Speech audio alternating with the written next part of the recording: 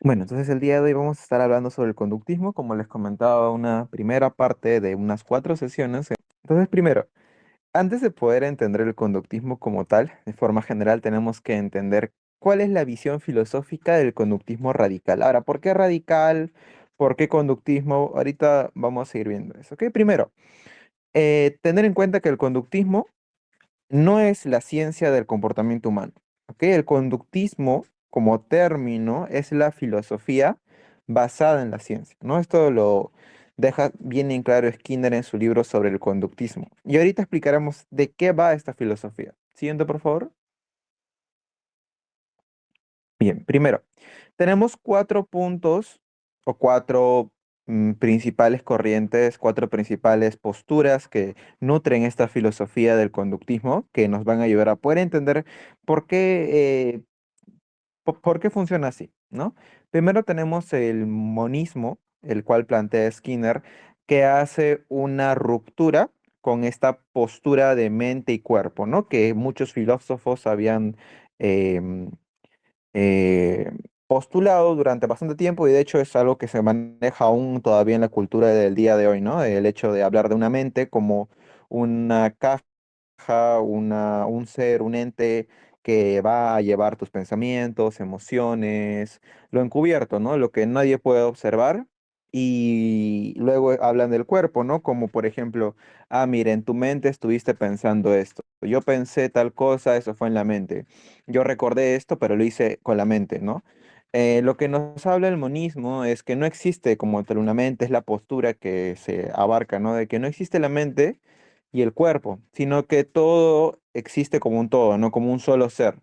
O sea, todo lo que ocurre, incluyendo los pensamientos, las emociones y la conducta observable como la no observable, como serían los pensamientos, recuerdos, emociones, etcétera, son conducta. Todo es conducta, ¿no?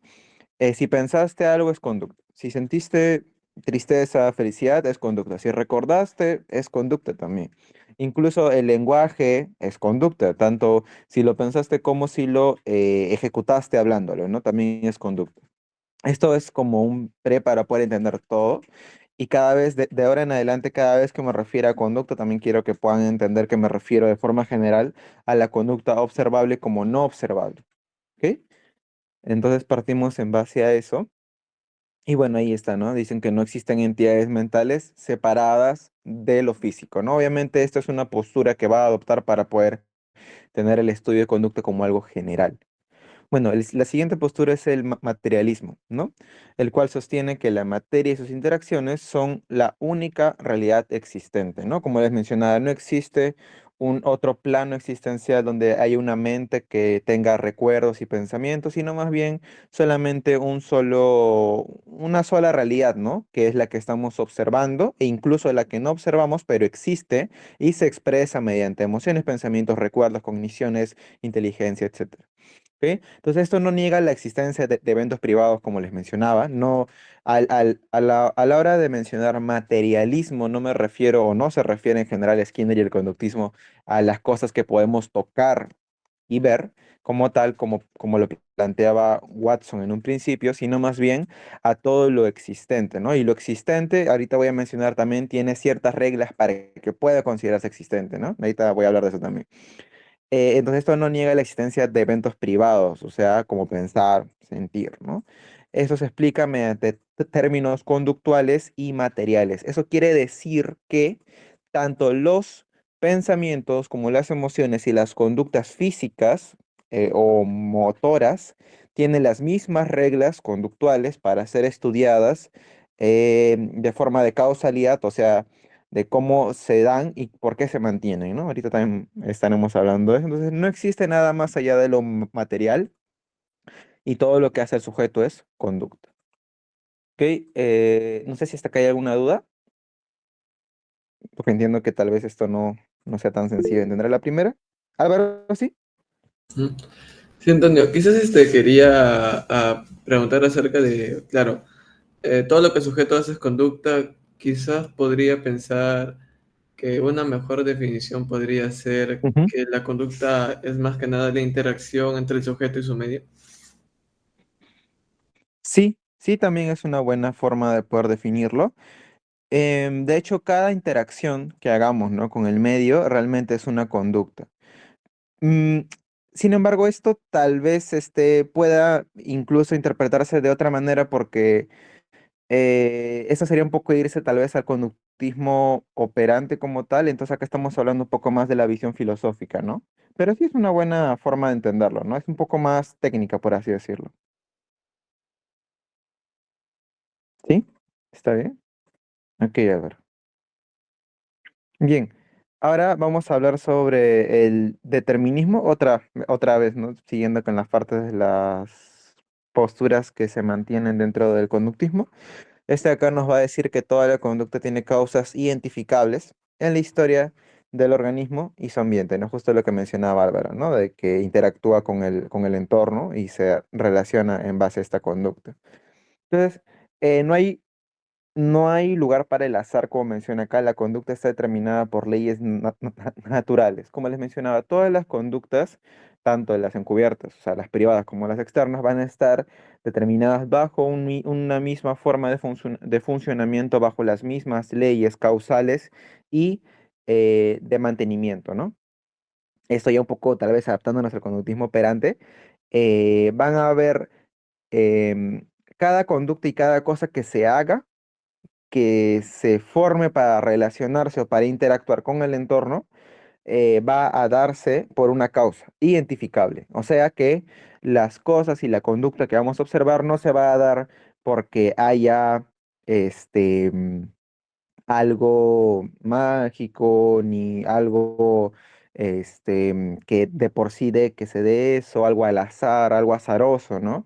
Como tal vez otras posturas podrían plantear. Em, y esto también cabe recalcar acá que con esto no quiero decir que no hayan conductas innatas, porque de hecho que sí las hay. Pero ahorita vamos a profundizar más en eso. Por el momento tomen en cuenta eso también de que no hay algo que suceda porque sí, ¿no? Que esté porque sí. Tiene todo un porqué, por así decirlo, ¿no? Un antecedente, un causante, ¿no? Y también una consecuencia observable que va a modificar el entorno o va a hacer que esta conducta se mantenga, ¿no? ¿Por qué se produce y por qué se mantiene? Bien, luego tenemos el empirismo, el cual nos va a decir que se defiende el conocimiento, bueno, el conocimiento se va a derivar de la observación directa y sistemática, ¿no? Por lo tanto, la conducta se estudia como un fenómeno natural, observable, mesurable y sujeta a la experimentación. Otra vez, ¿no? Volviendo casi a lo mismo del materialismo, te dice que la conducta es un conocimiento que se puede observar, que se puede medir, que puede ser sistematizado. Ahora, con esto otra vez, no quiero decir que solamente hablamos de la conducta motriz ni verbal, sino de toda la conducta en forma general, ¿no? Es un fenómeno natural que puede ser medido y está sujeto a experimentación, ¿no? Ahorita también estaremos hablando un poco más de eso. Entonces, el empirismo nos habla de que las cosas van a ser observadas y van a ser tomadas como parte de la experiencia propia, ¿no? O sea, que no van a ser sujetos de apariciones al azar ni apariciones previas de algo que no tenga una causalidad que esté medida. Ok, puse arenas aplaudiendo igual. Siguiente, por favor. Ahorita va a quedar un poco más claro de todos modos. Bien, acá tengo algunas cosas de verdadero y falso que son importantes de destacar antes de continuar. Primero, lo más común, y creo que no es culpa tampoco de muchos no entender esto, la primera de que muchas personas consideran el conductismo como una terapia, cuando realmente no es así, ¿no? El conductismo no es una terapia, es una filosofía. Ahora, hay muchas terapias que se basan en el conductismo y en otras cosas más para poder tener un conjunto de sesiones, reglas que van a ayudar a la modificación de conducta en conjunto a otros recursos, ¿no? Ahí tenemos un montón de ejemplos como el contextualismo funcional, el FAB, el DBT, etcétera, ¿no? Incluso la TCC, ¿no? Etcétera. Bueno, después nos mencionan que solo existe un tipo de conductismo, obviamente esto es completamente falso, existen muchos tipos de conductismo, bueno, no exageradamente muchos, pero sí varios, ¿no? El primero, obviamente, es el filosófico, luego tenemos el metodológico, que ya era como tal el de Watson, en el que vemos que se aplica, ¿no? Como el condicionamiento clásico. También tenemos el contextualismo funcional de Hayes, que es otro tipo de conductismo que ya nos habla de el contexto del individuo y cómo se relaciona con su entorno.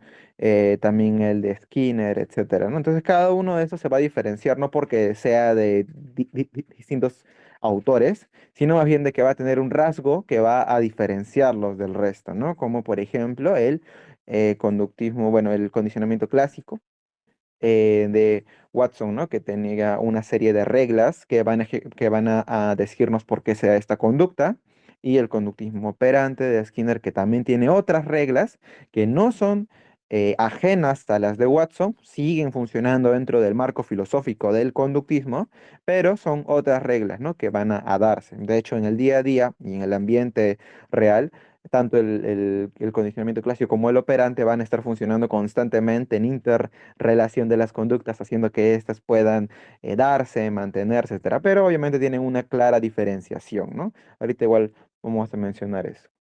Em, bueno, luego nos dicen el conductismo es reduccionista, pues solo se centra en la conducta. Esto la verdad lo he escuchado de muchos profesores incluso, lamentablemente. Bueno, pero bueno, el conductismo radical nos dice que la conducta la hace, o bueno, todo lo que un organismo hace es conducta, ¿no? Y eso se hace en relación, sí, Alvitres, ¿para qué mentir? En relación con su medio, ¿no? Pensar, sentir, actuar, ¿no? Entonces, decir que es reduccionista sería quedarse únicamente con una definición bastante antigua, diría yo, y bastante, no desfasado porque se usa aún, pero bastante pequeña, ¿no? Como mirar solamente un frame de una película completa que aún sigue todavía redescubriéndose y sacando nuevas formas de poder estudiar la conducta humana, ¿no? Entonces esto nos sirve como una base para poder entender lo que vamos a estar hablando a continuación. ¿Ok? Entonces, continuamos. Si tienen alguna duda, igual alzan su manito o escriben en el chat. Ok. Luego, ahora sí, ¿qué es el conductismo radical? Ahora, seguimos con esta parte, ¿no? Otra vez, ¿no? Es la filosofía de la ciencia del comportamiento, pero eh, la filosofía de la psicología skinneriana, que es lo que les estaba comentando, nos menciona esto, ¿no? Que es monista, materialista, determinista y empirista, y esto sustenta el análisis de la conducta y considera que el objeto de estudio propio de la psicología es la conducta. Ahora, ¿por qué radical? Lo de radical no lo dice porque sea extremista, ni porque sea reduccionista, ni porque no considere otros componentes, sino más bien lo dice por raíz, radical de raíz. O sea, te dice que la conducta es la raíz o el fundamento del estudio del comportamiento, ¿no? La conducta como tal, que es la raíz de todo. Que entonces el conductismo radical asume que el comportamiento, bueno, el comportamiento como un evento de ocurrencia natural en el universo, o sea, no es algo que se haya inventado, sino es algo que se da, no es algo artificial, es algo que se da en el entorno, simplemente se le pone este nombre para poder entenderlo de mejor manera, y va a estar controlado por muchos eventos, ¿no? Como por ejemplo la historia genética, o sea, las predisposiciones con las cuales venga un individuo de manera genética por sus padres, como su raza, hablo en general de raza humana o un animal, por ejemplo, un mono u otro ser, este, su misma historia de vida y de aprendizajes, tal vez algún déficit biológico que tenga, etcétera, ¿no?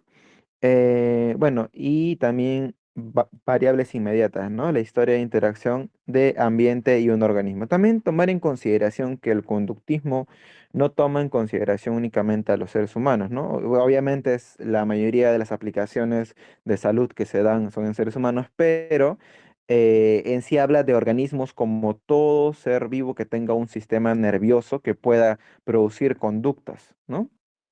Obviamente algunos seres vivos van a tener otros niveles de conductas más complejos, por ejemplo el ser humano, ¿no? Que es en el que se ha hecho más estudios, pero en los animales generalmente se va a producir igual, ¿no?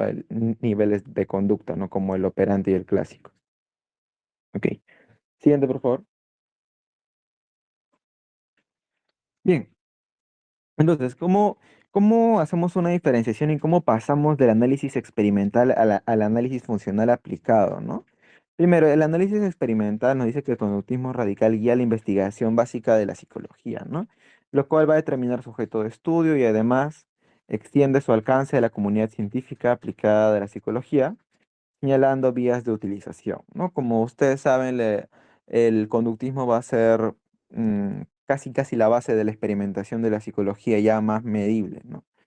Em, Además, estos conocimientos de investigación deben ser poder aplicar o deben poderse aplicar, ¿no? Como tal a la vida diaria y a contextos menos controlados. Entonces, el análisis experimental se va a realizar en contextos controlados, ¿no? Acá vamos a tener variables aisladas, un contexto controlado y se van a establecer principios básicos de aprendizaje y el análisis funcional aplicado va a llevar estos principios a contextos reales, ¿no? Como por ejemplo escuelas, clínicas u organizaciones, y esto dando origen, ¿no? a las diferentes ramas que vamos a tener en la psicología, ¿no? Em, Además de esto, creo que lo más fundamental y lo más importante es que cuando hablamos de un análisis funcional aplicado, vamos a hablar de identificar consistencias individuales y específicas en cada individuo. ¿A qué me refiero con esto?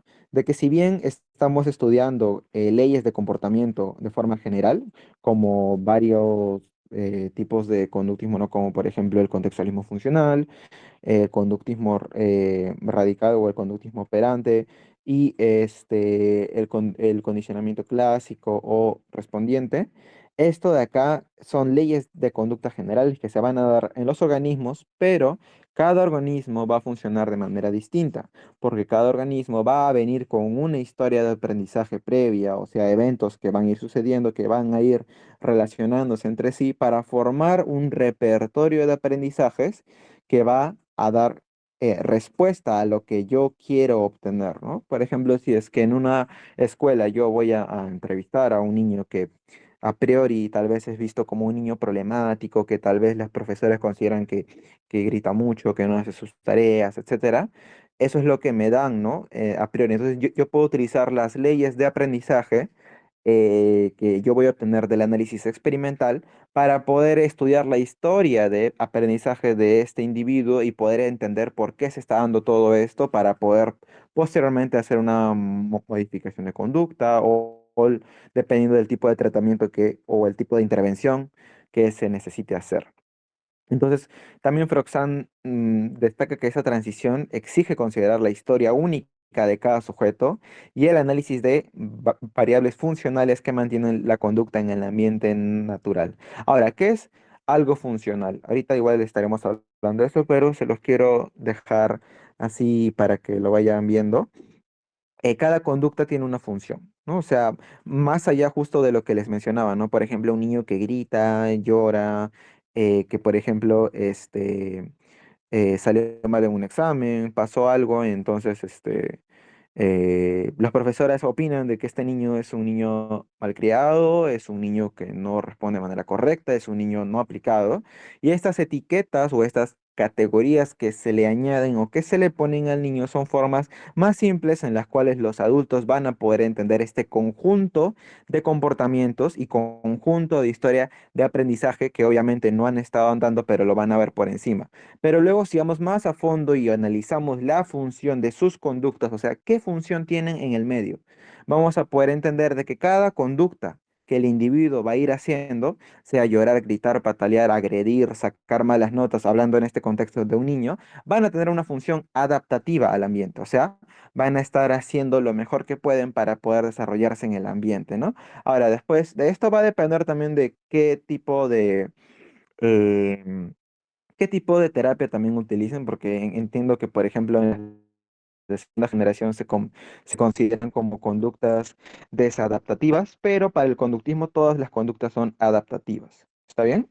Todas las conductas sirven a una adaptación al medio. No sé si hasta acá está clara esta parte, porque entiendo que igual no es tan sencillo de entenderlo a la primera. Igual, chicos, si es que tienen dudas, escríbanlo, por favor. Bueno, entonces pasamos a la siguiente parte. Todo claro. Ese Dylan. Recién entra. Ya. Ahora, ¿qué es conducta? Que también es algo muy válido para aclarar.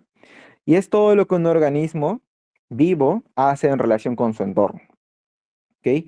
Van a ser las respuestas, a ver, vamos a decir, la relación entre las respuestas de un organismo y las condiciones en el que actúa, ¿no? Pues, por ejemplo, o sea, la conducta, como le menciona, que es la interacción, eh, que no está ni fuera ni dentro, ¿no? O sea, hablamos de las conductas tanto privadas como de las conductas externas, ¿no? Entonces, dentro de acá también vamos a poder notar que hay una diferencia entre el punto de vista del observador, ¿no? Porque, por ejemplo, si yo como Antonio observo la conducta encubierta de Dylan, o sea, yo voy a decir, ah, mira, él está pensando. Entonces, como está pensando, es una conducta encubierta para mí, ¿ok?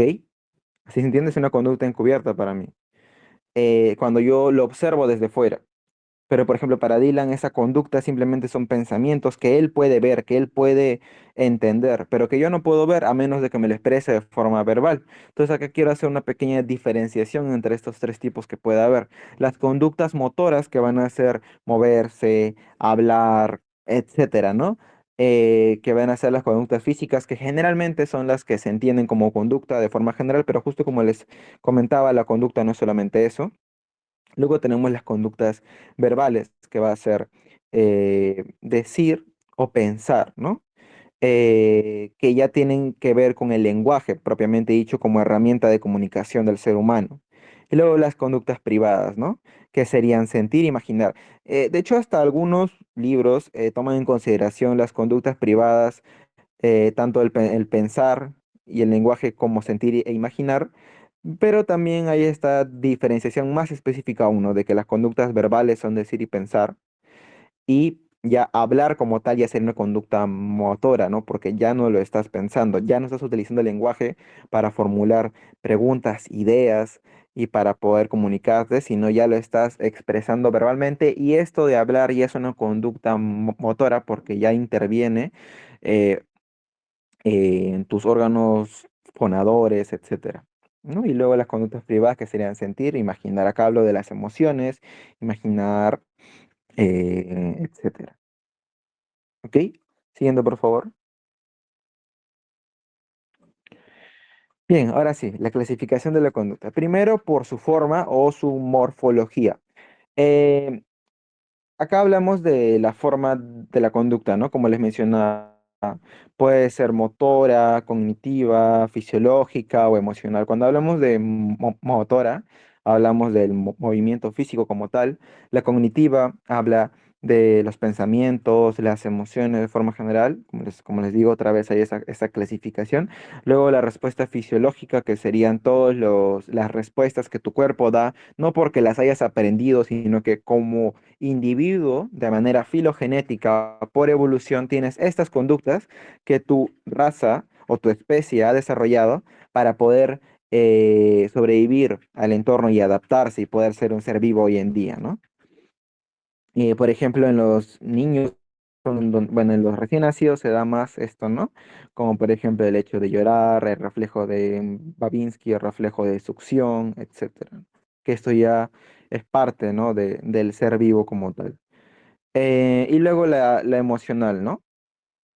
Bueno, después según el punto de vista del observador, ¿no? Depende del observador, si es que es externo, como les decía hace un ratito, ¿no? Si es que yo veo lo que piensa, y bueno, yo veo que Dylan se mueve, eh, o, o si él está pensando y no lo puedo ver, o si es que es el mismo emisor de esta conducta, ¿no? De esto va a depender si la conducta se considera pública, manifiesta o privada y encubierta. Obviamente, si es que me dicen que tal persona está pensando, entonces esa conducta es una conducta encubierta para mí, pero para él no. ¿Ok? Entonces, según su topografía, esto va a atender a las características cuantitativas.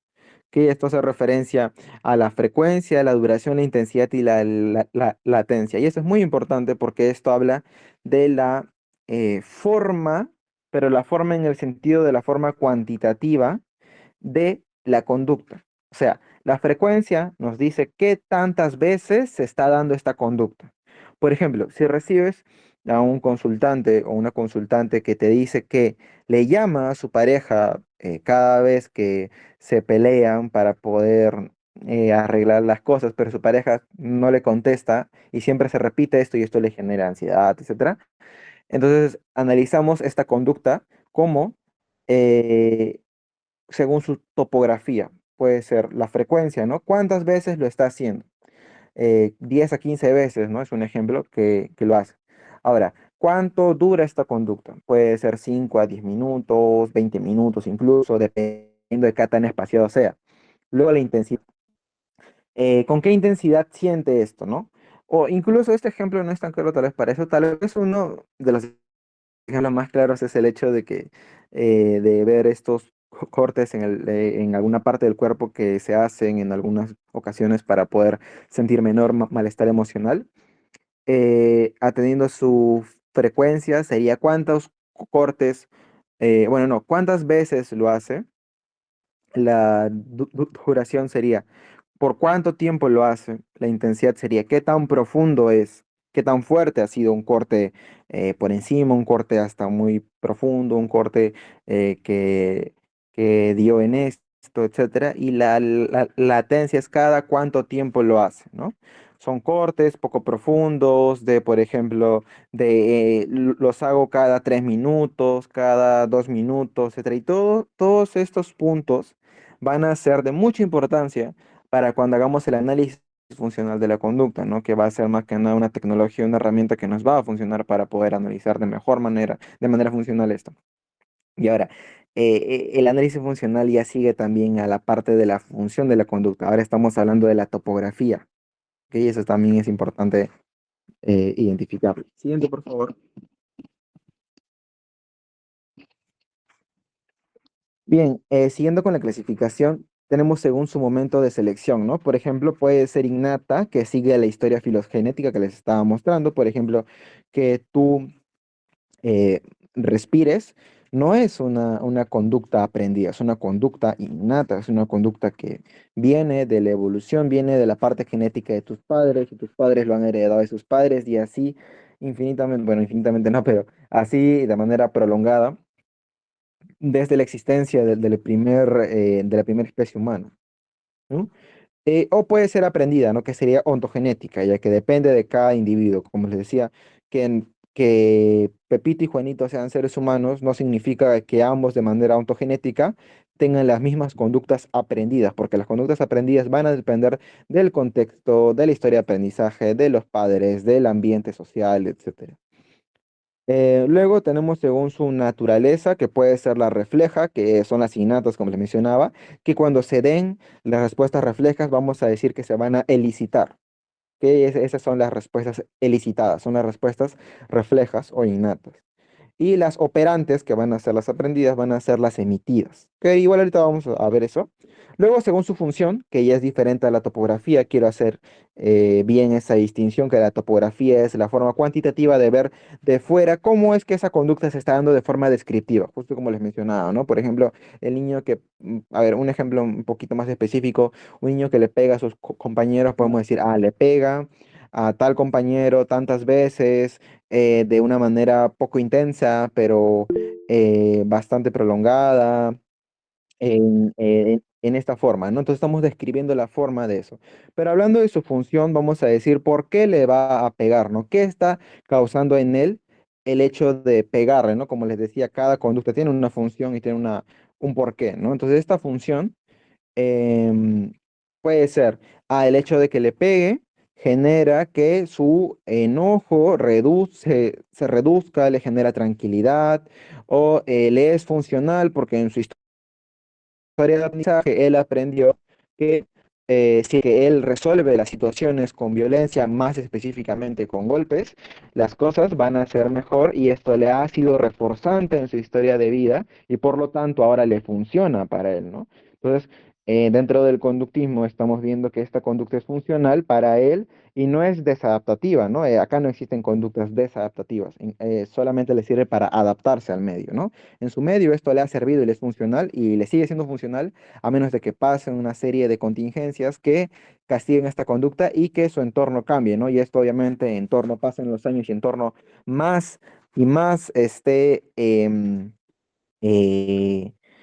eh, metida esta conducta dentro de su repertorio de conductas, va a ser más difícil que la desaprenda, por así decirlo. Creo que Dylan tenía una consulta, alzó la mano, perdón por no responder, está explicando esto.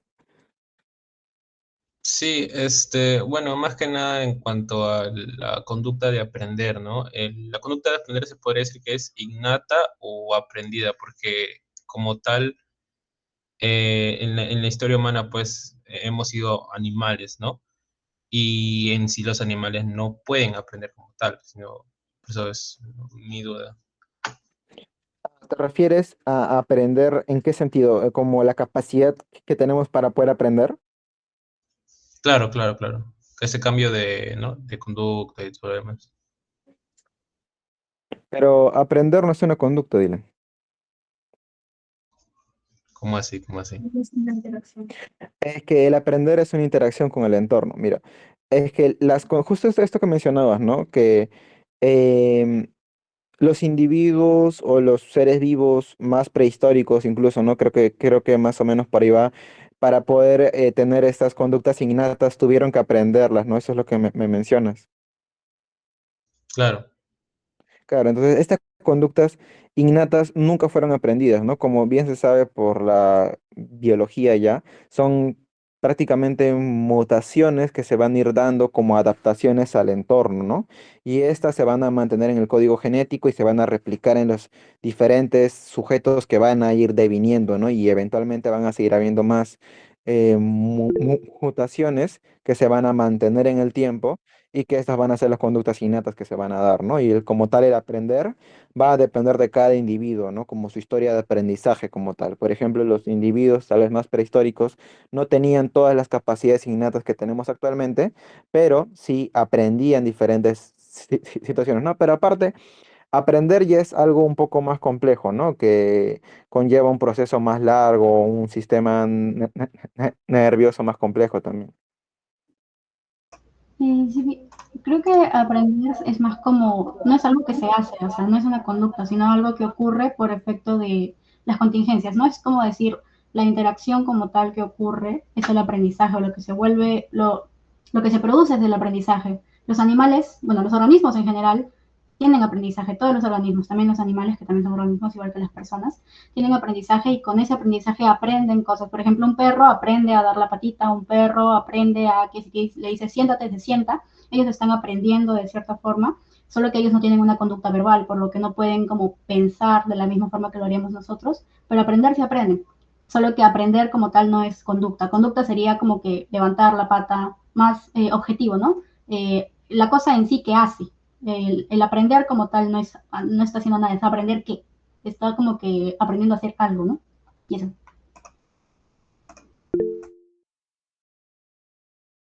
Sí, gracias, Kiara, de verdad te agradezco bastante eso, ¿sí? sí, claro, me aclaró un poco, aunque bueno, más bien me refería también a este acto de este cambio de pensamiento, ¿no? Porque tenías unos pensamientos anteriores antes de haber aprendido algo. Por eso me refería, ¿no? A ese cambio como tal. ¿Cómo así? No entiendo muy bien lo que intentas explicar. Como, bueno, en el ejemplo del perrito que da la patita, por ejemplo, Ujú. pues, tenía, cuando tú le ponías la mano, ¿no? En señal de que de la patita, su primer tipo, pues, ¿no? De pensamiento era que no tiene nada que ver. Y en cambio, después de aprender, ya eso significa, entonces voy a dar la patita. Entonces digo, ese cambio como tal no es, una conducta o, porque en sí es una acción, pues.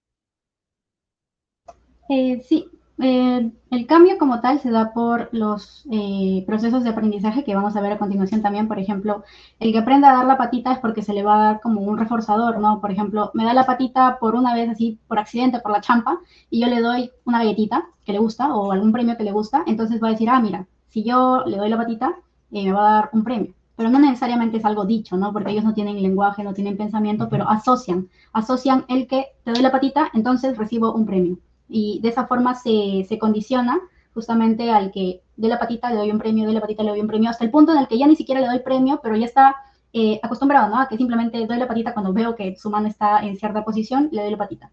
Y también puede recibir otro tipo de reforzamiento, tal vez ya no tan intenso como el primero, como podría ser una caricia, ¿no? Me da la patita y digo, ay, qué lindo, y la caricia. Entonces va a mantener la conducta. Hay una hipótesis de origen, que sería el hecho de las galletitas, y una hipótesis de mantenimiento, que sería el que cada vez que me da la patita lo acaricio o cada vez que me da la patita lo trato bien, porque si de la nada me da la patita y yo le pego, va a dejar de emitir esa conducta, va a decir, bueno, no va a decir porque no piensa, pero se va a dar cuenta de que esa conducta de dar la patita está siendo castigada, entonces va a dejar de hacer la conducta.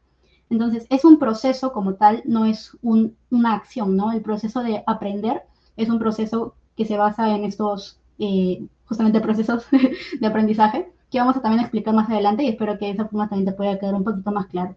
¿Sí, Lo? Ya, todo Sí, claro. sí, eso es importante también lo que menciona Kiara, que un animal no tiene lenguaje, entonces ellos no van a poder pensar, mira, me está dando eso, entonces yo hago esto, ¿no? Sino que su forma de aprendizaje va a ser una asociación realmente de estímulos. Más bien acá tengo una pregunta en el chat.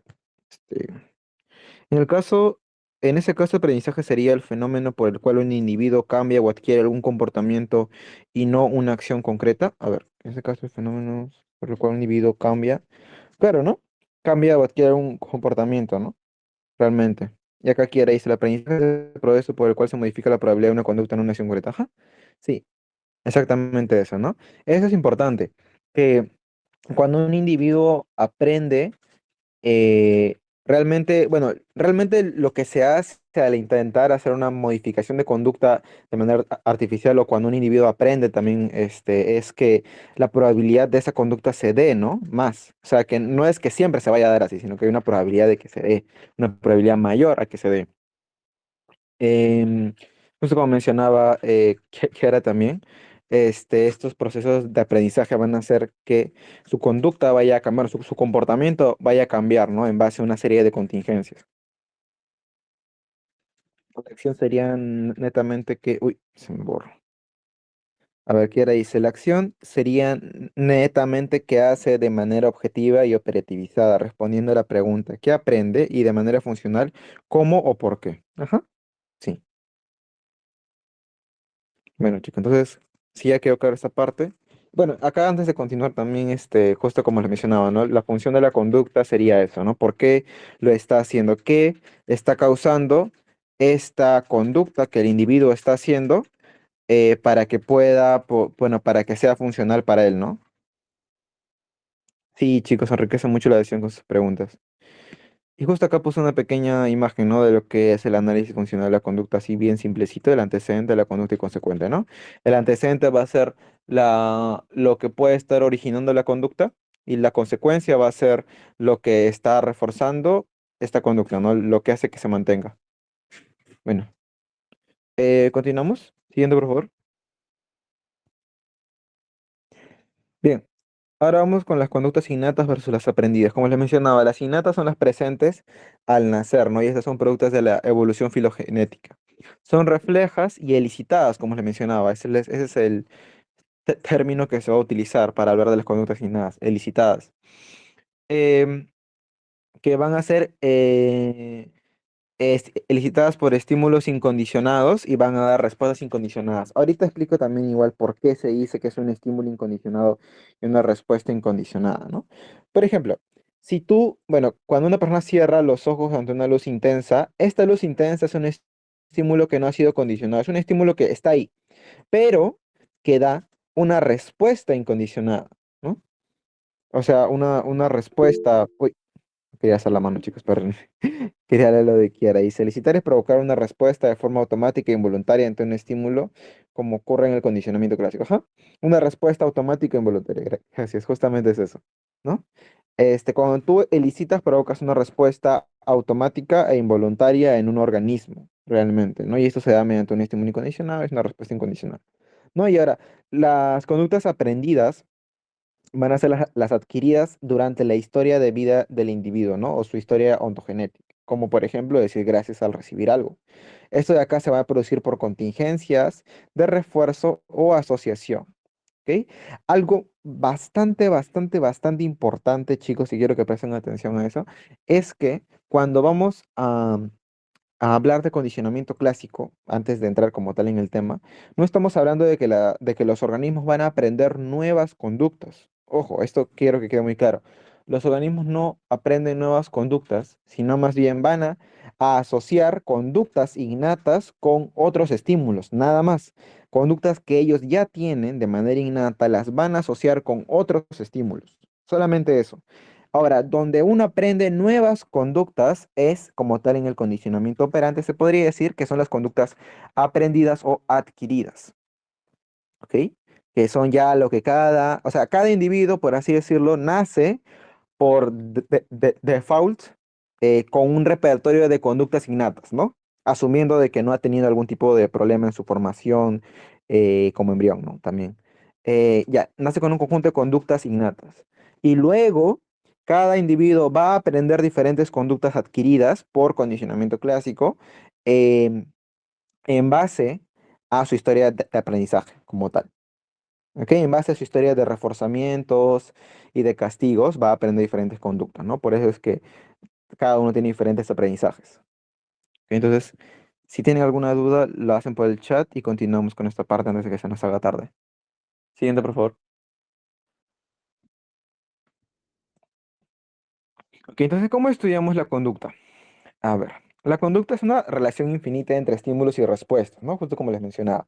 No vamos a hablar de simplemente una situación de, mira, pasó esto, estímulo me dio esta respuesta y esto lo está manteniendo. Realmente no, como les mencionaba, tanto el condicionamiento clásico como el operante, como el contextualismo funcional y todos tipos de conductas, bueno, todos tipos de conductismo que pueden haber que se están relacionando realmente, ¿no? Y estos principios de aprendizaje van a servir en el entorno, ¿no? Se van a relacionar entre sí realmente, van a estar en constante interacción, en interacción infinita desde que nacemos hasta que fallecemos, pues, ¿no? Y esta constante interacción de ir de un lado al otro, entre acá me refuerzan, acá me castigan, va a hacer que durante periodos yo pueda tener una conducta que posteriormente en otro periodo puede que se debilite, se disminuya y en otros periodos puede ser que aún así aumente. Y esto va a depender del contexto y de la función de esta conducta dependiendo del contexto. Por ejemplo, volviendo al ejemplo del niño. Suponiendo que este niño desde los 0, bueno, ya ponte desde los 3 años hasta los 8 o 9 años, ha vivido en un ambiente bastante hostil, bastante violento, padres violentos, también se ha interesado mucho por la violencia en torno a los juegos, un montón de factores que han hecho que la probabilidad de su conducta violenta aumente, más específicamente golpear a sus compañeros, va a hacer que él note esta conducta de golpear, etcétera, como algo funcional. Entonces, puede ser que posteriormente este niño, bueno, supongamos que cambia de familia, pasa algo y de entre los 11 hasta los 22 años, vive en un ambiente bastante reducido en violencia. En un principio, él va a seguir impartiendo estos golpes, esta violencia para responder, tal vez gritar, insultar, como algo funcional, pero se va a dar cuenta que en este nuevo contexto ya no es funcional, ya no le funciona esta clase de conducta. Entonces, eventualmente las va a ir reemplazando por otros tipos de conductas y esto no quiere decir que la desaprenda, realmente sigue ahí esa conducta, sino que en su repertorio ya no le es funcional. Por lo tanto, lo va a dejar de utilizar. Y esto sigue un conjunto de reglas y leyes de comportamiento que van a estar interactuando entre condicionamiento operante y clásico, ¿no? Y obviamente van a seguir principalmente a la función de esta conducta. ¿Ok? Bueno, y eso por esta parte, ¿no? Siguiente, por favor. Ahora sí, principios de aprendizaje. Siguiente. Bien, primero el aprendizaje unistimular. El aprendizaje unistimular van a ser cambios en una respuesta refleja, ojo, una respuesta refleja que van a estar provocados por la presentación repetida de un estímulo. O sea, van a ser cambios en la respuesta refleja, o sea, la respuesta innata, que van a estar provocados por la repetición, bueno, por la presentación repetida de un solo estímulo. Sí, entonces acá como lo menciona, dice que involucra las conductas innatas reflejas, las cuales pueden modificarse mediante la experiencia para adaptarse a determinadas situaciones ambientales, ¿no? Estos cambios son los procesos de aprendizaje unistimular, o sea, la habituación y sensibilización que ahorita les voy a estar explicando, y no se produce una asociación entre dos estímulos, porque hablamos de uniestimular, o sea, simplemente un estímulo va a causar una respuesta innata en mí, ¿no? No hablamos de asociación, como sería ya el condicionamiento clásico, sino que el organismo cambia su manera de responder ante la presencia de un estímulo por la simple aparición de este. O sea, si lo ponemos en un cuadro incluso para que lo imaginen, ¿no? Tenemos acá la respuesta del organismo que se va a modificar solamente por un estímulo. ¿Ok? Y este conjunto, bueno, esta interacción va a ser unistimular porque no hay la asociación de dos estímulos como lo sería en el clásico. Y además vamos a ver de respuestas reflejas e innatas. Ok, ahorita con los ejemplos va a quedar un poco más claro. Siguiente, por favor. Bien, primero con la habituación. La habituación va a ser la disminución de una respuesta refleja tras la repetición de un mismo estímulo. Ahora, ¿esto qué no quiere decir? Que cuando un estímulo, un solo estímulo, se dé varias veces, va a haber una disminución de su respuesta refleja. Un ejemplo, supongamos que una campana suena fuerte y un niño se sobresalta al escuchar esta campana o este timbre, ¿no? Sin embargo, después de una repetición continua de esta campana, eventualmente el niño va a dejar de sobresaltarse con la misma intensidad que antes e incluso eventualmente va a dejar de sobresaltarse, ¿no? Ahora, esta habituación no se produce simplemente por producirse, ¿no? Sino que sigue a una función realmente, ¿no? Esta habituación es funcional. ¿Por qué? Porque la habituación hace referencia a el hecho de que tu respuesta refleja disminuye su intensidad porque el estímulo que lo está provocando es repetido. Entonces ya lo considera como innecesario estar reaccionando todo el tiempo ante el mismo estímulo, ¿no? Es adaptativo, ¿ok? Entonces justo acá menciona, ¿no? Es extremadamente útil y que disminuye la saliencia de ciertos estímulos determinados, facilitando una respuesta más rápida y adaptativa, ¿no? Y esta acá va a depender obviamente del contexto también. Siguiente, que el siguiente sería lo contrario, ¿no? Bueno, antes de eso, primero, la caída de la respuesta que se va a producir por parte de la habituación se produce en función del número de repeticiones del estímulo, ¿no? Por ello, cuanto más nos expongamos a un estímulo, menos vamos a reaccionar ante él. Entonces, la habituación nos dice que entre más nos vamos a exponer a un estímulo, menos vamos a reaccionar ante él, ¿no? Eventualmente vamos a reaccionar con menor intensidad.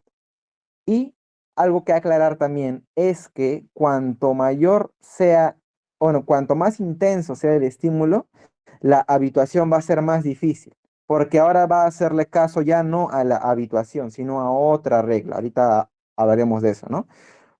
Un ejemplo, sería muy difícil y poco adaptativo realmente que un individuo produjese habituación cuando se rompa un hueso.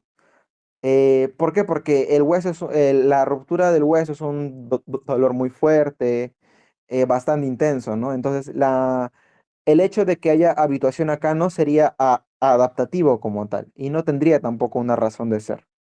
Hay que entender eso también. Siguiente, por favor. Ahora pasamos ya con la otra cara de la moneda que sería la sensibilización. Eso es lo contrario a la habituación, siguiendo en el marco del aprendizaje unistimular, ¿no? Sería el aumento de la respuesta ante un estímulo por la mera presentación repetida de este. O sea, en ambos va a haber una presentación repetida de un solo estímulo. Pero la repetición del estímulo en la sensibilización va a producir al contrario, ¿no? Que cada vez que lo repites, tu respuesta va a ser más intensa y más intensa y más intensa ante dicha estimulación, ¿no? Un ejemplo puede ser cada vez que alguien te toca el hombro de manera inesperada, cada vez que lo hace te incomoda más y más y más y más, ¿no? ¿Alguien se le ocurre otro ejemplo de cómo podría ser sensibilización?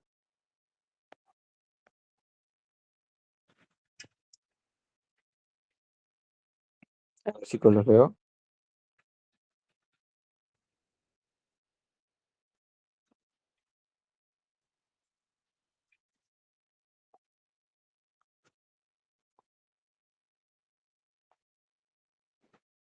Acá hay un comentario. Cuando hacen bromas pesadas y cada vez me llega más al... Sí, Entonces, cada uno va a tener una respuesta adaptativa realmente, ¿no? No va a ser igual una habituación a una sensibilización en el sentido de que cada uno va a responder de manera adaptativa al entorno, cuando hay un sonido pequeño pero aparece de forma intermitente. Ajá. Entonces, ¿qué hace que eh, haya sensibilización o haya adaptación, ¿no? Eh, Podría ser en las discusiones cuando una persona grita y hace que, uy, se me van los comentarios, y hace que la otra se ponga más tensa. Sí, incluso sí, ¿no? Bueno, como les decía ahorita, em, aunque en las discusiones no tanto, porque en las discusiones hay una mezcla, ¿no? De estímulos.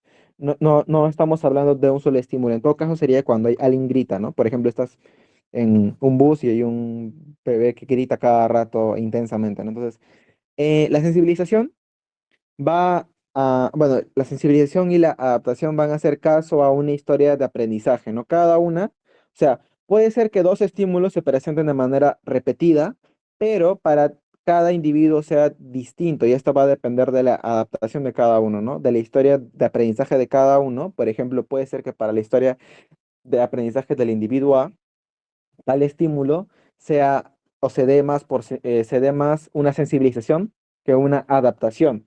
Y para el individuo B al contrario, ¿no? Y también va a depender de la intensidad de este estímulo, ¿no? Entre más intenso sea este estímulo, no se va a dar una adaptación, como les mencionaba anteriormente, ¿no? Sino al contrario, se va a dar una sensibilización. Y esto como respuesta adaptativa, realmente, ¿no? Porque si es que un estímulo es intenso y se da y se da y se da, repetidamente, lo más común es que no se vuelva una adaptación, sino una sensibilización. Y otra cosa más también es que la sensibilización hace referencia también a un estímulo que se da por un periodo corto de tiempo, pero entre más largo sea este periodo, lo más seguro es que se vaya a estar dando una adaptación, ¿no? Entre más tiempo se dé este estímulo. Otra cosa también es lo que decía Dylan, que era la intermitencia, ¿no? Entre más intermitente sea, entre más espacios de tiempo hay entre cada estímulo que se dé, va a haber una mayor sensibilización que una habituación. ¿Ok? No sé si hay comentarios por ahí, chicos, una pregunta. Uy, Dylan Burros Skinner. Sí. No, ¿qué va a ser? No, mentira. Siguiente. Bien, ahora sí. Vamos con el condicionamiento clásico. Ya, ok, chicos, lo que les acabo de hablar ahorita es el aprendizaje uniestimular. Este ya habla de dos estímulos, ¿ok? Que es el condicionamiento clásico. Entonces, no dice que el condicionamiento clásico va a ser la repetición de un estímulo neutro. Ok, ahora hay que aclarar eso antes de continuar. Un estímulo neutro va a ser aquel estímulo que no produce de manera innata una respuesta innata, ¿ok? Un estímulo incondicionado va a ser un estímulo que produce una respuesta incondicionada o una respuesta innata. ¿A qué voy con esto? Como les mencionaba anteriormente, si tú ves al sol, ¿qué haces? Cierras los ojos, pues, ¿no? Pero no los cierras porque tú piensas, mire, estoy viendo al sol, me duele el ojo, lo voy a cerrar. Listo, lo cerré. No. O sea, literalmente tu ojo se cierra solo porque es una respuesta innata. Acá el estímulo incondicionado sería la luz solar y la respuesta incondicionada sería cerrar los ojos, ¿no? ¿Y por qué hablamos de incondicionado? ¿Esto qué tiene que ver? Se dice incondicionado porque no va a devenir de una asociación, sino más bien innatamente ya tú respondes de ese modo. Otro ejemplo. em, mm, uy, se me fueron los ejemplos. Ya, por ejemplo, si es que estás triste, incondicionadamente tú vas a llorar, vas a lagrimear incluso, ¿no? Dependiendo de la intensidad de la tristeza también. Tú no piensas, hoy voy a llorar, voy a hacer así y me van a salir lágrimas. Obviamente no, es muy complicado realmente que se produzca eso, ¿no? Entonces es una respuesta innata ante un estímulo innato. Cuando te hacen como que te pegan y te cubres, pero es... Sí. Oh, sí, eso me hizo acordar también a cuando, por ejemplo, hacen como que te pegan y cierras los ojos, ¿no? Como que, y eso no lo hacen porque lo pensaste, sino que se cierran porque tocan tus pestañas o se acercan mucho y cierras de una vez, ¿no? Entonces, bueno, ese es un estímulo innato y esa sería una respuesta innata. Ahora, un estímulo neutro Ujú. Un estímulo neutro es aquel que no va a producir una respuesta innata. O sea, que simplemente se va a presentar como, por ejemplo, supongamos que yo estoy con Dylan, otra vez Dylan, y le muestro un dibujo que yo hice. No, mira, mira, y lo ve, y pues no hace nada, ¿no? Él solo me dice, ah, ya está bien. O sea, él pensó y ejecutó su conducta de decirme está bien, pero no lo hizo de forma innata, sino que lo pensó, ¿no? Ese es algo ya más preparado. No produce una respuesta innata en él, eso, ¿ok? Ujú, esa sociedad de emociones, cuando tengo miedo me escondo, cuando estoy molesto grito, ajá, sí. Ok, entonces siguiendo, bueno, algo también que aclarar justo como estaba acá es que no se aprende nada nuevo, sino que un nuevo estímulo controla una respuesta ya existente, ¿no? Siguiente, por favor. Bien, acá tenemos un ejemplo que es el más clásico de todos. Entonces, en el ejemplo del condicionamiento clásico del perro y la comida, eh, dicho sea de paso, por ahí escuché que nunca fue real. Este, el estímulo incondicionado en este caso sería la comida del perro, ¿no? Al perro tú le presentas eh, comida, algo apetitivo y el perro va a salivar. ¿Ok? El perro va a salivar. Entonces, el estímulo incondicionado, ¿cuál es? La comida. Y la respuesta incondicionada es que salive. O sea, es una respuesta visceral, una respuesta innata que nadie le ha enseñado, que no ha aprendido, que viene de por sí, por default de su propio ser, que va a responder, ¿no? A un estímulo incondicionado. Ahora, yo le pongo una campana enfrente suyo, ¿no? Así como cuando yo le enseño un dibujo a Dylan y me dice, está bien. El estímulo neutro sería este. No es un estímulo que no produce ninguna respuesta en el individuo. Yo le hago así y nada, él está ahí, ¿no? O sea, no produce respuestas innatas, ¿no? No hay. Luego se produce el condicionamiento, que es donde yo voy a dar o voy a em, elicitar la respuesta del perro por medio de la comida, pero ahora no solamente voy a presentarle su comida y esperar a que salive, sino que a la par, al mismo tiempo, voy a hacer sonar la campana, el estímulo neutro. Entonces, mediante esta ley de aprendizaje, estos dos estímulos se van a estar relacionando, ¿no? Campana, comida, el perro, saliva. Y así a cada rato, sigue y sigue y sigue y sigue y sigue y sigue, hasta que en un punto yo ya no voy a necesitar la comida para que el perro salive, sino solamente con la campana. Y este es el condicionamiento clásico ya hecho, ¿no? Que la campana ahora ya va a pasar de ser un estímulo neutro a ser un estímulo condicionado, que va a producir una respuesta condicionada. Ahora, ¿por qué se dice que es una respuesta condicionada si salivar es una respuesta innata? Ok, esta respuesta innata es una respuesta incondicionada cuando se presenta el alimento. ¿Por qué? Porque el alimento ya produce una respuesta incondicionada en él, ¿no? Que sería salivar. Pero si la campana produce esta respuesta, misma respuesta, es un estímulo condicionado, porque la campana inicialmente no producía esta respuesta, era un estímulo neutro como tal, pero ahora sí lo produce, porque he hecho yo una asociación de estímulos. A ver, primero, acotando algo que dije hace rato y que creo que está mal. Lo de que está asociado a las emociones, sí, pero creo que es más que nada en personas, ¿no? Que tienen emociones. El hecho de, por ejemplo, un ruido fuerte, eh, de manera innata me produce miedo. Por ejemplo, en el experimento del pequeño Albert, ¿no? Donde se condiciona un ruido fuerte con algo bonito para que le dé miedo, que se asocie eso, ¿no? Son como conductas innatas muchas veces asociadas a lo que serían sensaciones de emociones, etcétera, y también a conductas innatas propiamente dichas, como lo de que decía Dylan, ¿no? Si parece que me va a golpear, cierro los ojos o me alejo o me cubro, etcétera. Ya, ahora sí. Voy a pasar a lo que sería condicionamiento operante, que sería la secuencia de 3 términos. Ya hemos visto una secuencia de un término o uniestimular, donde solamente hay un estímulo. Hemos visto la secuencia de 2 términos, que sería el clásico, donde solamente hay estímulo y respuesta, estímulo incondicionado, respuesta incondicionada, estímulo neutro, estímulo condicionado, respuesta incondicionada, no, respuesta condicionada. Hablando de ello también, hay más acotaciones que hacer para profundizar, pero eso probablemente se toque ya en el tema de análisis funcional de la conducta propiamente dicho, porque es bastante más complejo el tema de, por ejemplo, operaciones de primer orden, operaciones de segundo orden, ya que en las operaciones de primer orden solo se trata con estímulos y respuestas incondicionadas, pero en los estímulos de segundo orden sería cuando ya se asocian ciertas cosas, pero aún se usa el condicionamiento clásico con elementos ya asociados en un primer orden. Es complejo, pero probablemente se explique dentro de 3 sesiones o 4, y ya lo verán. Bueno, ahora sí, volviendo a lo que sería condicionamiento operante.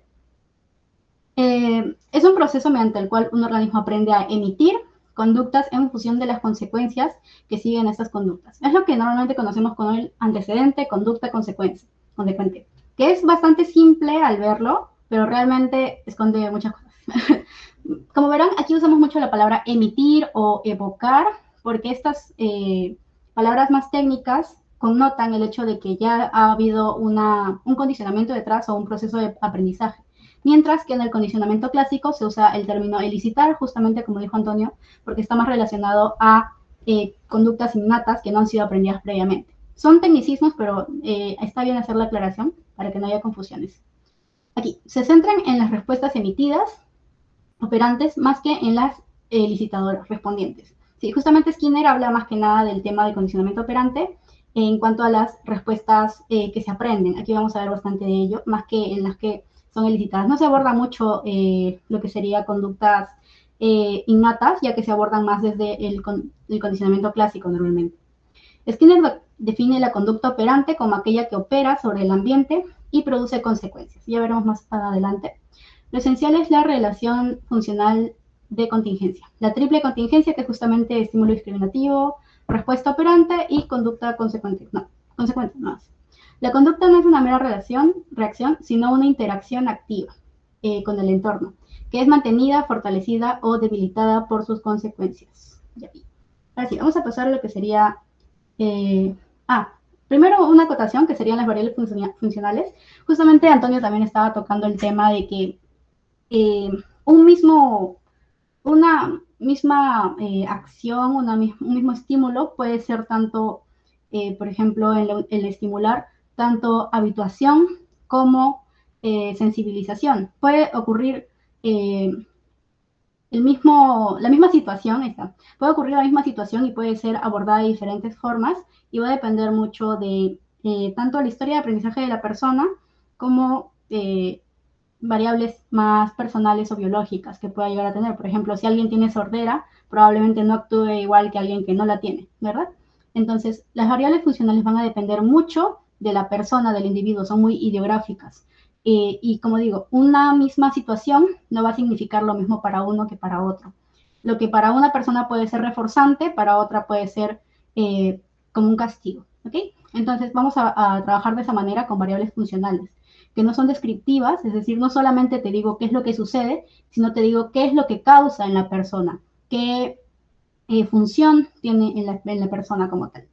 Tenemos los estímulos antecedentes, que son los que ocurren antes de la respuesta y que guardan una relación funcional comprobable con esta. Es decir, su presencia, ausencia o variación implica presencia, ausencia o variación de la conducta, es decir, que hay una causalidad directa. Este estímulo antecedente debe ser el detonante, por así decirlo, de la conducta que va a ocurrir, que sería la conducta operante. Porque antes de que ocurra la conducta operante van a ocurrir 1000 cosas. Tal vez estaba caminando, tal vez se tropezó, tal vez comenzó a llover, van a pasar 1000 cosas, pero va a haber un estímulo antecedente o al menos un par, si es que es algo más complejo, que van a determinar lo que va a ocurrir después con la persona, lo que va a hacer la persona, la respuesta de la persona, ¿ok?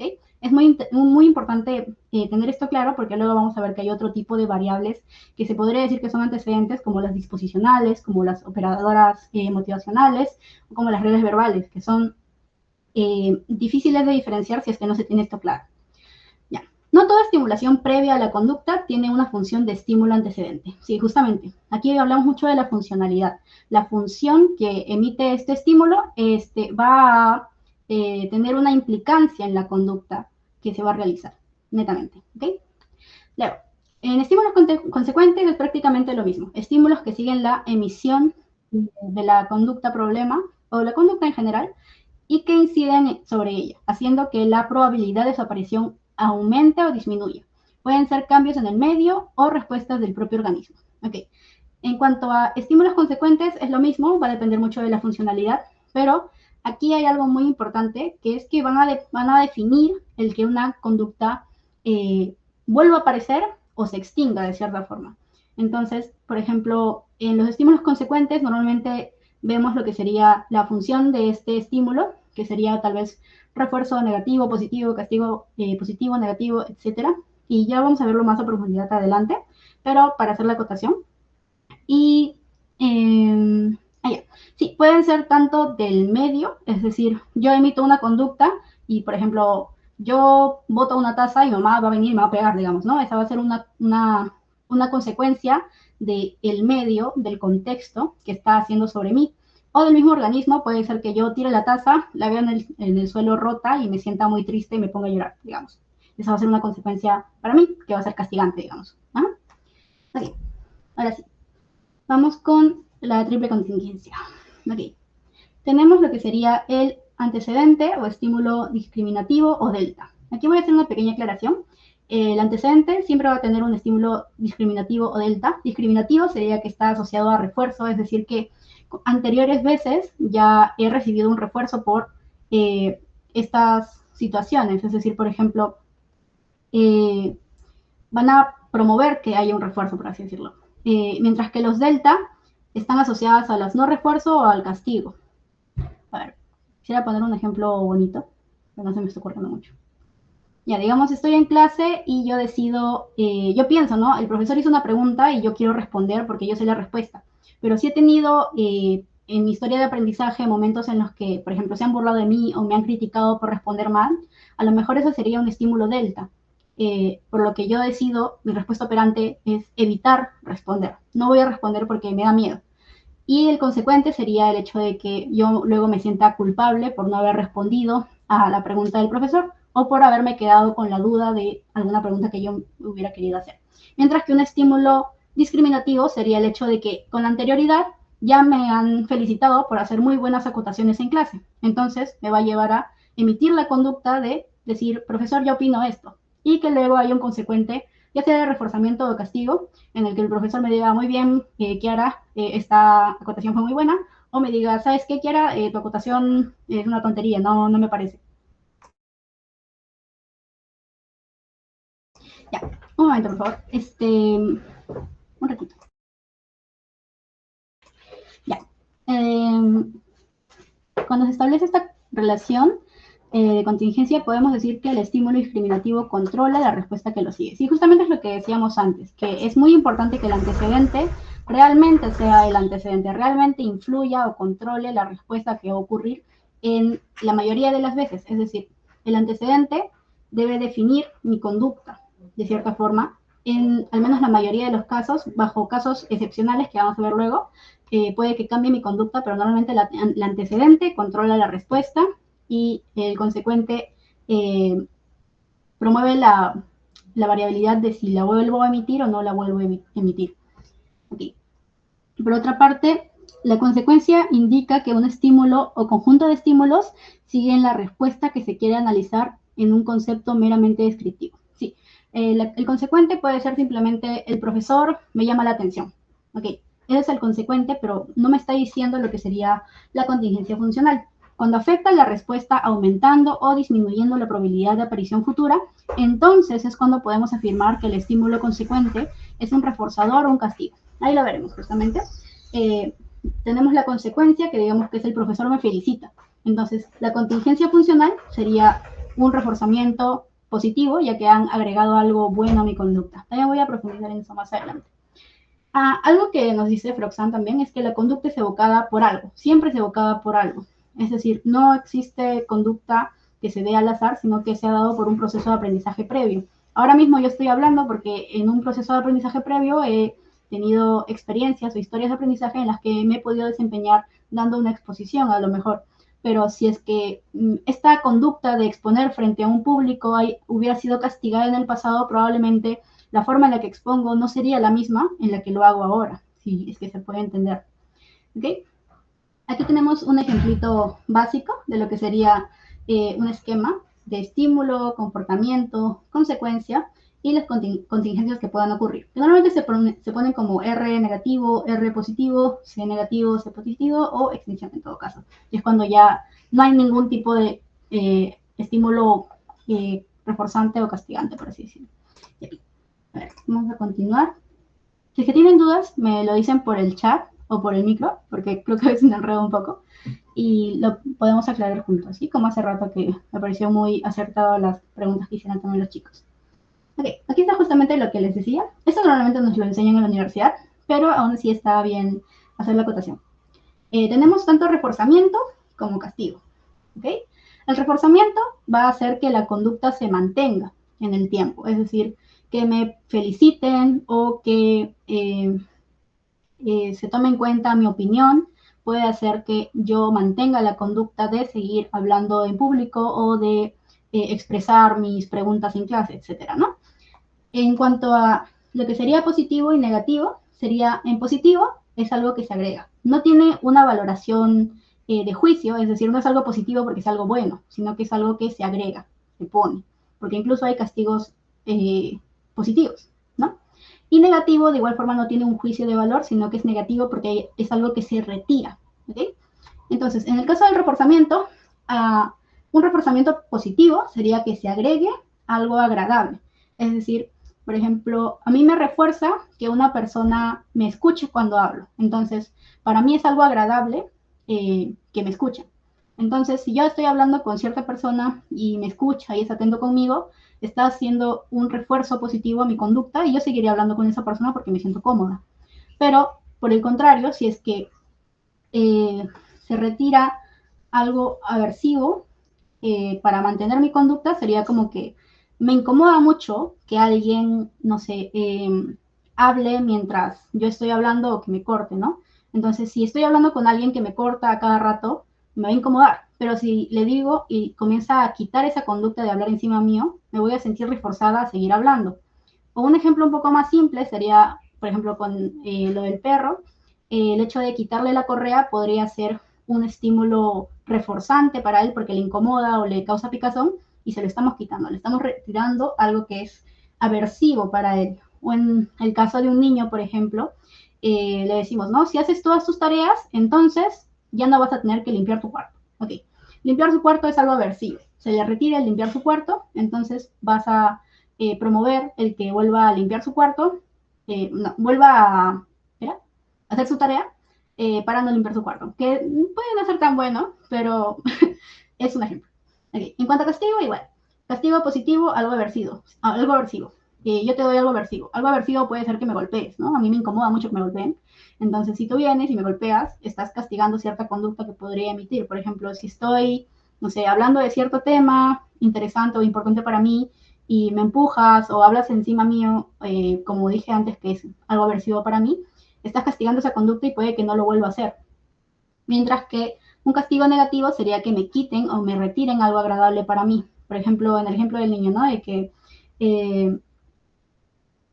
por ejemplo, él iba a salir a jugar con sus amigos, pero se portó mal. Entonces, como castigo negativo, le vamos a quitar algo agradable. Ya no vas a salir a jugar con tus amigos. ¿Sí? Es un poco más simple. No va a la otra. Sí, eso. Muy bien. Gran acotación. Ya. Ahora tenemos otra vez, ahora un ejemplito de la triple contingencia. Tener que entrar a un elevador, tener que entrar a un elevador me produce ansiedad porque ya ha habido una historia de aprendizaje en la que, por ejemplo, me quedé encerrado en un elevador. ¿Okay? Este es un estímulo discriminativo que ya ha sido condicionado con anterioridad, ya sea por un condicionamiento clásico o operante anterior, en el que he aprendido que entrar a un elevador me causa ansiedad. Okay. Entonces, mi respuesta ante este estímulo va a ser evitar subir elevadores y preferir ir por escaleras. Y lo que va a ocurrir en la contingencia es que mi ansiedad va a reducirse porque ya no estoy yendo en el elevador. Ok, entonces esta contingencia haría que yo siga emitiendo la conducta de no querer subir en el elevador y evitarlo.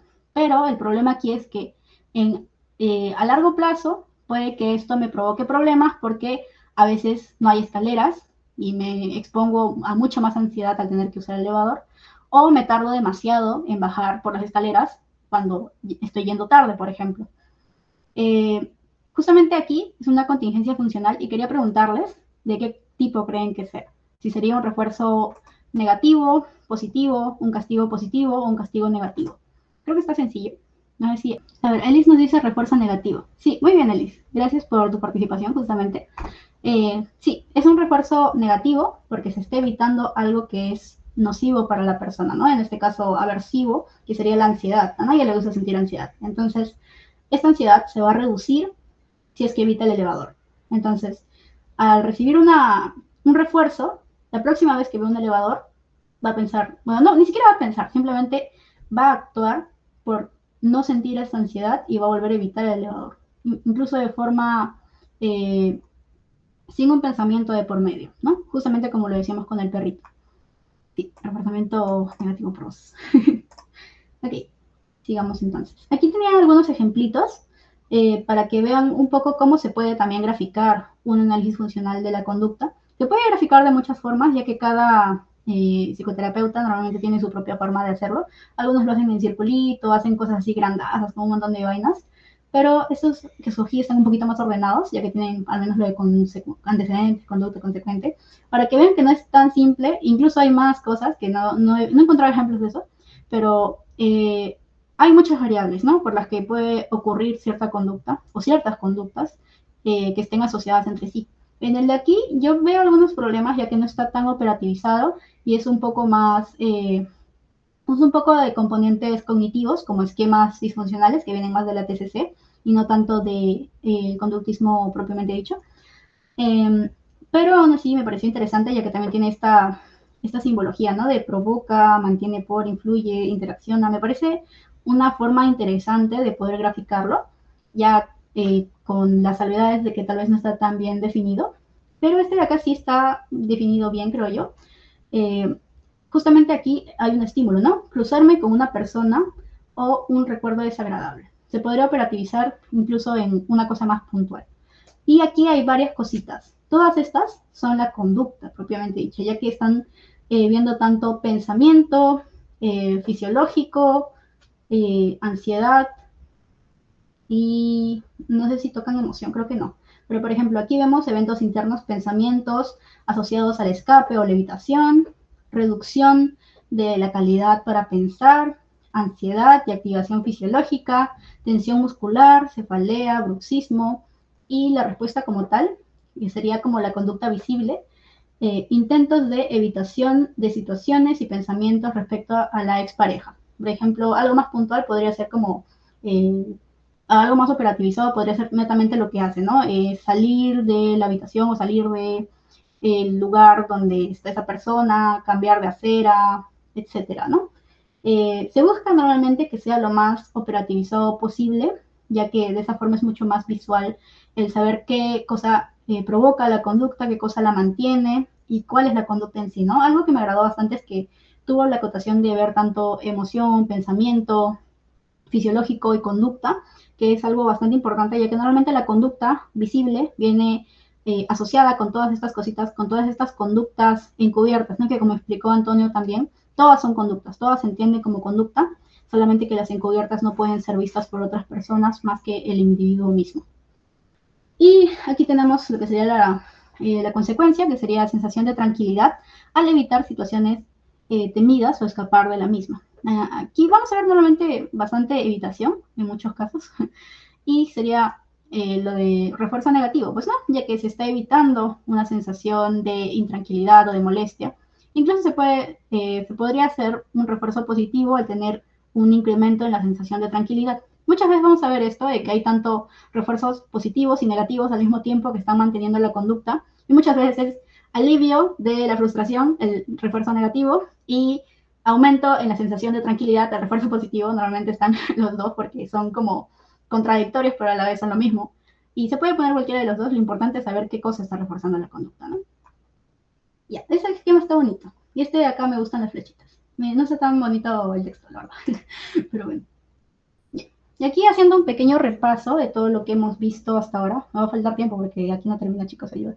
Tenemos el aprendizaje unistimular, justamente solamente es con un estímulo incondicionado. el condicionamiento clásico, que tenemos estímulo incondicionado y estímulo condicionado. Las respuestas aquí son respuesta incondicionada, aquí incondicionada y condicionada. Y en el operante tenemos estímulo discriminativo, que sería el antecedente, que es una función adquirida, es decir, que ha habido un proceso de condicionamiento anterior, no es un estímulo incondicionado. No es una función innata, pues no, es una función adquirida.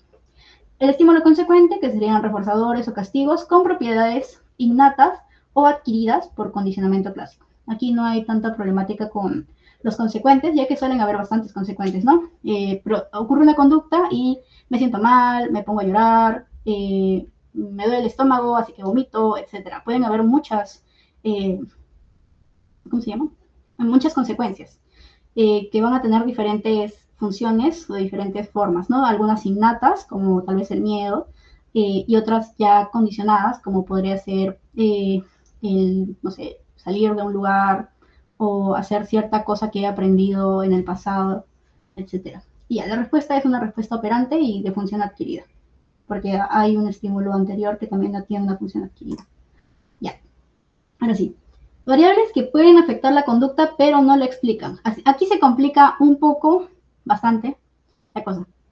A mí se me ha complejizado un poco comprenderlo también, ya que son como, tienen variabilidades muy pequeñas o muy sutiles con las que se pueden confundir. Y yo me puedo confundir también.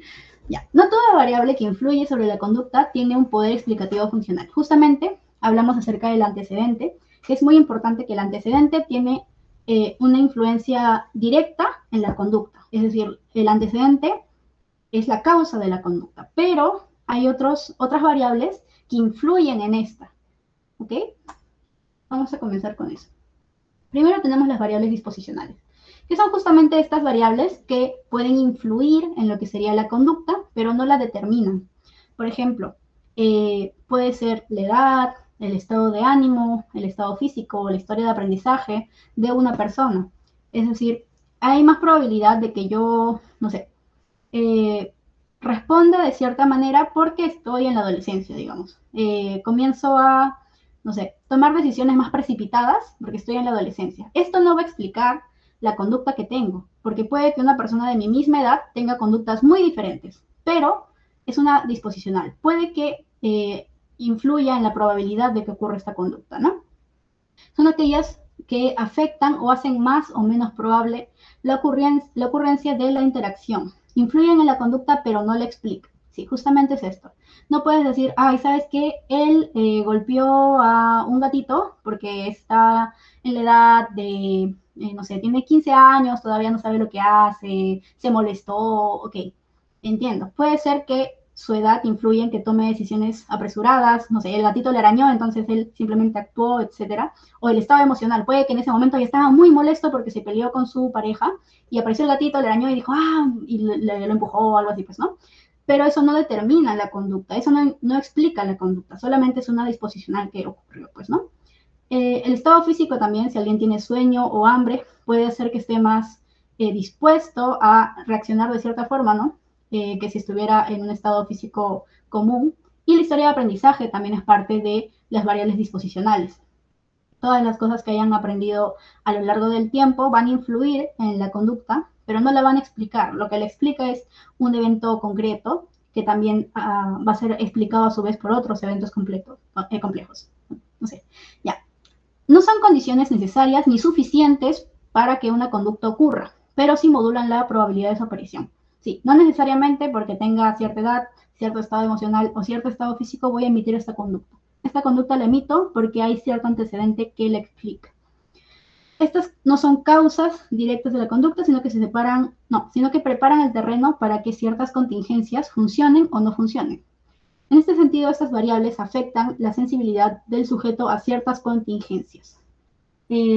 Reconoce que el análisis causal debe ceñirse a relaciones funcionales directamente observables y manipulables, mientras se reconocen otros factores como moduladores no causales directos.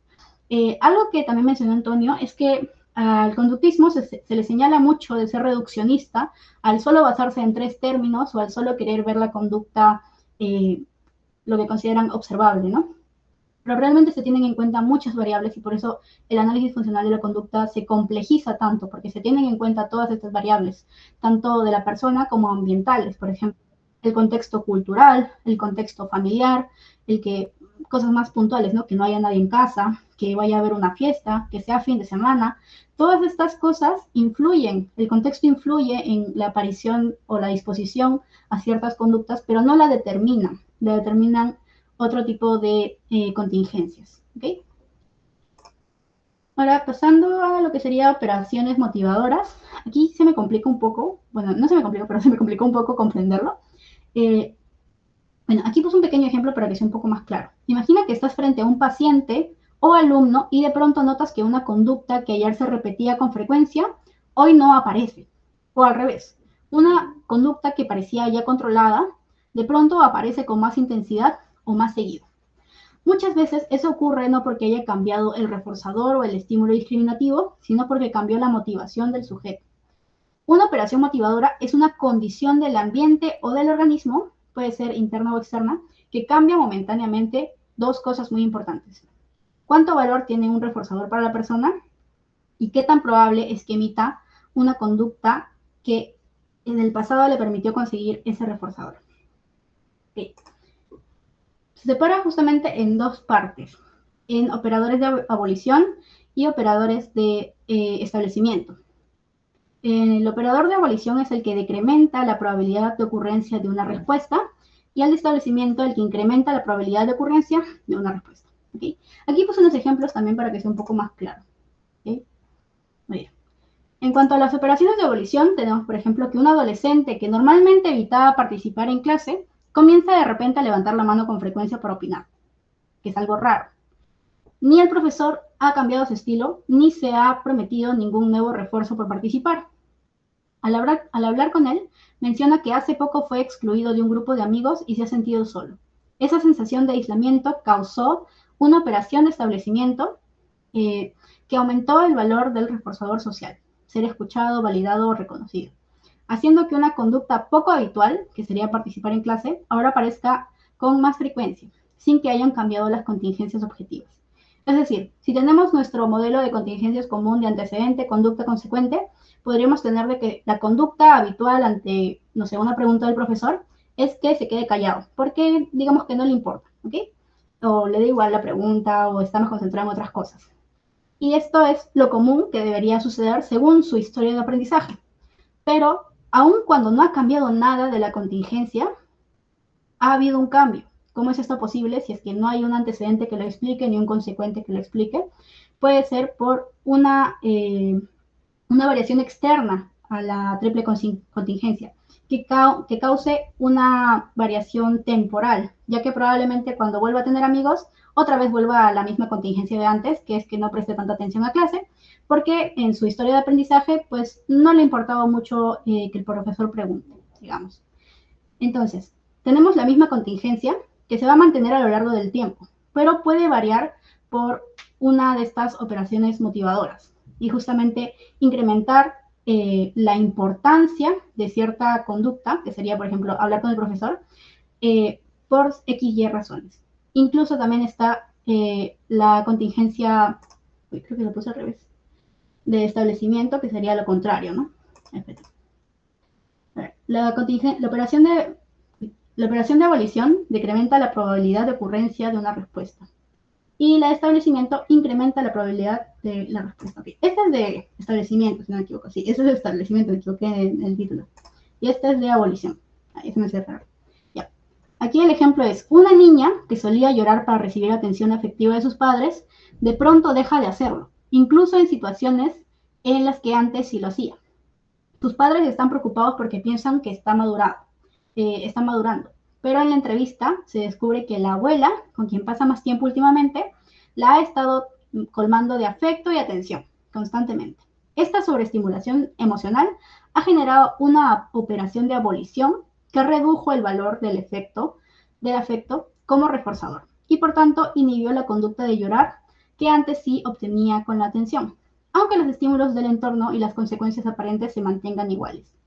Claro, tenemos igual nuestra contingencia y ocurre un evento fuera de esta contingencia que la altera, pero solo momentáneamente. Si en un momento su abuela deja de darle esa atención, la niña va a volver a la misma contingencia de antes porque se mantiene el hecho de que quiere esa atención y va a volver a llorar cuando necesita atención de sus padres. Es decir, la contingencia se va a mantener en el tiempo. Solamente va a haber un cambio temporal ya que la abuela comenzó a darle más atención. Pero cuando se habitúe a esto, o si es que la abuela deja de darle esta atención, va a volver a la misma contingencia de un inicio, ya que la funcionalidad de esta sigue manteniéndose, pero ahora con la abuela. Ok, esas son las motivadoras. Y ahora, tenemos la conducta gobernada por reglas, que también van a profundizar la próxima semana y la próxima de la próxima, porque es un tema bastante importante. Ya con esto terminamos. No va a dar tiempo de la práctica. Bueno, ya fue. El análisis funcional de la conducta. En el análisis funcional de la conducta, una regla es un estímulo verbal que especifica una contingencia. Es decir, es una frase o pensamiento que describe qué pasará si se realiza cierta conducta.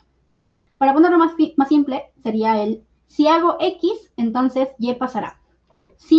No sé, si yo soy delgada, entonces voy a conseguir una pareja que me quiera. Pueden decir, esto no tiene sentido o no es tan realista, pero es lo que yo creo. Y entonces yo voy a guiar mi conducta por eso. Y cuando esté a punto de comer voy a pensar, no, si yo soy delgada, voy a conseguir una persona que me quiera. Entonces, mejor no voy a comer esto porque yo quiero que alguien me quiera, ¿no? Puede que sea algo poco realista, poco centrado en las cosas que le han pasado. Puede que nunca haya tenido una pareja que la quiera porque haya sido delgada.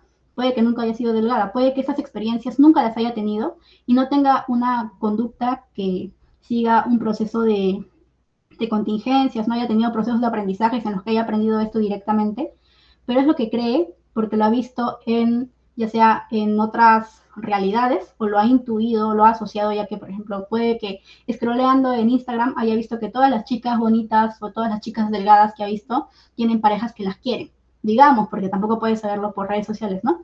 Entonces ha asociado esto y ha dicho, bueno, entonces, si yo soy delgada, entonces yo voy a tener una pareja que me quiera. Okay. Estas reglas verbales guían tu conducta, guían la conducta de esta persona.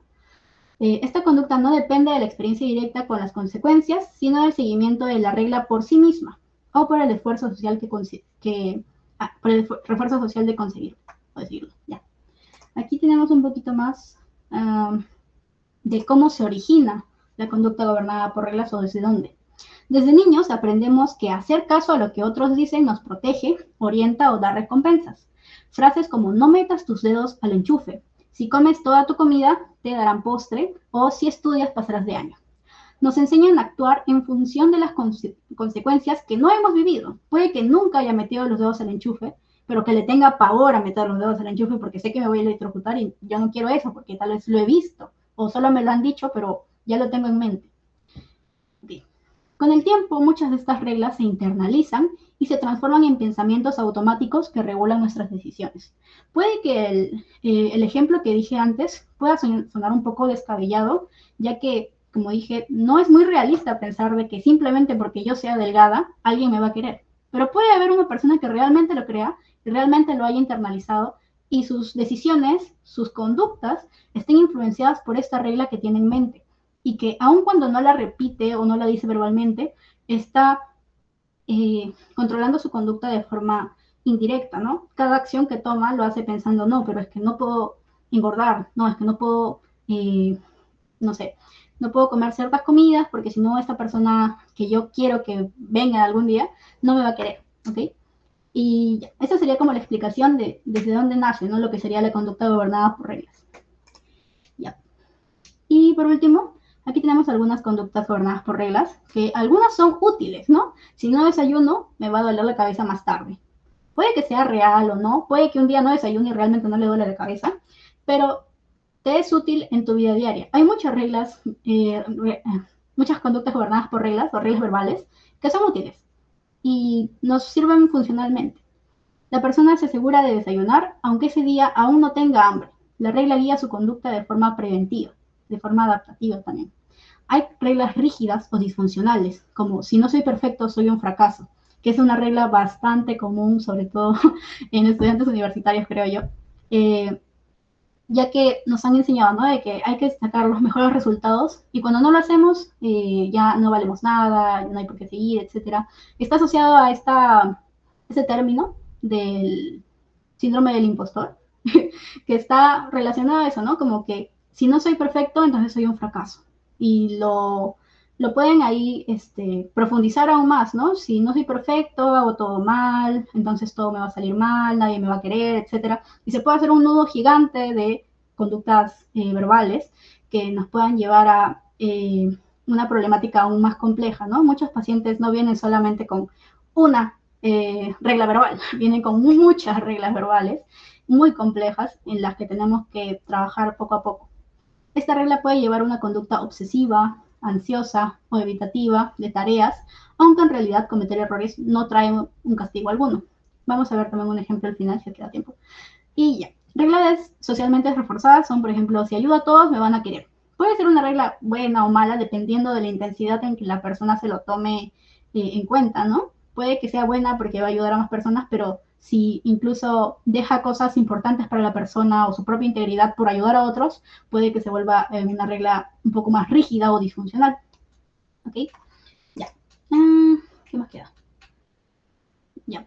Muchas personas llegan a terapia porque siguen reglas internas muy rígidas, justamente como decía, autoimpuestas o impuestas por su historia de aprendizaje. Algunas veces incluso personas externas como profesores o tu familia te pueden decir cosas que te quedan en tu cabeza para siempre, o puede que tú mismo te las digas, sean autoimpuestas, que nadie te las haya dicho nunca, pero tú te las creas. Y generan malestar emocional y conductas ineficaces, como evitación, como ansiedad, etc. Estas reglas no siempre se cuestionan conscientemente. Sí, conscientemente, pero controlan gran parte de la conducta diaria y lo más importante, la persona sigue actuando en función de lo que la regla dice, aunque la realidad no lo respalde. Puede que piense, si yo me equivoco, todos me van a dejar. Ok, pero ¿te ha pasado? ¿Te has equivocado y alguien te ha dejado? No, realmente no, pero aún así actúan, aún sabiendo de que no ha ocurrido, actúan de esa forma porque ya tienen esta regla verbal impuesta de cierta forma, ¿no? Y aún tienen que trabajarlo. Okay. Este fenómeno se llama insensibilidad a las contingencias reales. La conducta se mantiene por la regla y no por los resultados actuales. Esto puede generar sufrimiento, conflictos o estancamiento en distintas áreas de la vida. Aquí se acaba la conducta. Ya, este es un resumen para terminar. Supuestos del análisis del comportamiento. La conducta es entendida en un sentido muy amplio y como interacción entre organismo y su entorno. Las contingencias en tres términos, estímulo, respuesta, conducta, bueno, los dos son estímulos, el antecedente y el consecuente, ambos son estímulos y va a depender de la función que hagan para saber si es antecedente o consecuente, porque muchas veces un consecuente se puede convertir en un antecedente y pueden haber reacciones en cadena, que también es mucho más complejo. O sea, eso es una síntesis bastante básica a todo lo que es el análisis funcional de la conducta que vamos a ir explorando sesión a sesión. La conducta no se explica por su forma, sino por su función. La conducta puede tener una misma forma y funciones completamente distintas. ¿Okay? Las variables disposicionales ejercen gran influencia en la conducta. Poder de explicación y predicción. Okay. Este es el final. Y ya luego venía la parte práctica, pero creo que ya es muy tarde. Pero lo voy a leer para que lo vean. Igual acá también lo tengo ya la respuesta. Y otro día hacemos algo más bonito como esto. Valeria, estudiante universitaria de 21 años, consulta porque se siente bloqueada para avanzar en su carrera. Tiene buen rendimiento académico, pero ha comenzado a evitar tareas importantes como enviar correos para solicitar prácticas, escribirle a docentes o enviar informes. Aunque redacta los mejores mensajes, los mensajes y los deja listos, no los envía. Dice que dice que al ver el botón de enviar, siente una tensión inmediata en el cuerpo, palpitaciones y una fuerte urgencia de cerrar la pestaña. Describe pensamientos como, si lo mando y está mal, van a pensar que soy poco profesional. Ahí podemos ver una regla verbal, por ejemplo. O, es mejor no hacer nada antes que hacer el ridículo, que también podría ser una regla verbal. Al evitar enviarlos, experimenta un alivio corporal momentáneo, pero luego aparece una culpa intensa y pensamientos autocríticos como, estoy arruinando mi futuro. Días antes de una postulación, nota que duerme mal, tiene menos apetito y experimenta más ansiedad de lo habitual. Ella recuerda un episodio en el que días atrás envió un correo con errores ortográficos y un profesor le respondió corrigiéndola con frialdad. Desde entonces evita situaciones similares. En sesiones revela que en su casa se valoraba mucho la excelencia. Su madre le repetía, las cosas se hacen bien o no se hacen. Y una mujer responsable no puede cometer errores. También relata que siempre fue vista como la hija perfecta, lo que reforzó en ella la idea de no defraudar. Aunque sabe que necesita enviar esos correos para avanzar, dice sentirse incapaz de hacerlo, como si algo más fuerte la detuviera cada vez que lo intenta. Dylan, sí, porque lo leí. Ya. Aquí lo esquematicé un poco, pero lo hice rápido, la verdad, para ver el antecedente, la respuesta y la consecuencia, ¿no? El antecedente podría ser muy objetivamente la pantalla del correo redactado visible con el botón enviar activo. Aquí hay una pequeña explicación, ¿no? Es un contexto que históricamente ha sido asociado a consecuencias aversivas, corrección crítica o a demandas de la evaluación social, en este caso su mamá. ¿Ok? Entonces, el antecedente es lo de arriba nada más. El ver la pantalla con el correo redactado, visible, con el botón enviar activo. Ese es el antecedente, netamente, objetivamente. Es lo que ocurre antes de que haya una respuesta. La respuesta sería cerrar el correo, postergar el envío, distraerse y decidir no responder. Eso es lo que ocurre luego de ver lo de la pantalla. Y la consecuencia sería la disminución de la ansiedad, el malestar físico al enviar el correo, ¿no? Aquí tenemos justamente un reforzamiento negativo que va a mantener esta conducta de evitación. ¿Okay? Toda la explicación va a tener tanto un material histórico, disposicional, conductas gobernadas por reglas, que justamente quise explicar un poquito aquí, ¿no? Las variables disposicionales podrían ser la historia familiar, que sería la historia de aprendizaje que ha tenido, centrada en la exigencia y la perfección, la edad, que es una edad universitaria, en la que puede estar un poco más ansiosa, ya que está transicionando de la adolescencia a la adultez joven.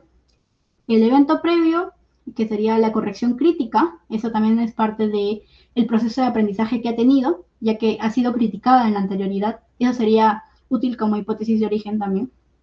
Eso también se va a explicar después. El estado fisiológico alterado, ya que puede que haya tenido mucho sueño, ansiedad, fatiga, como comentaba, ¿no? Y todo esto va a afectar en que tome decisiones un poco más diferentes a lo que lo haría si estuviera con un estado fisiológico común.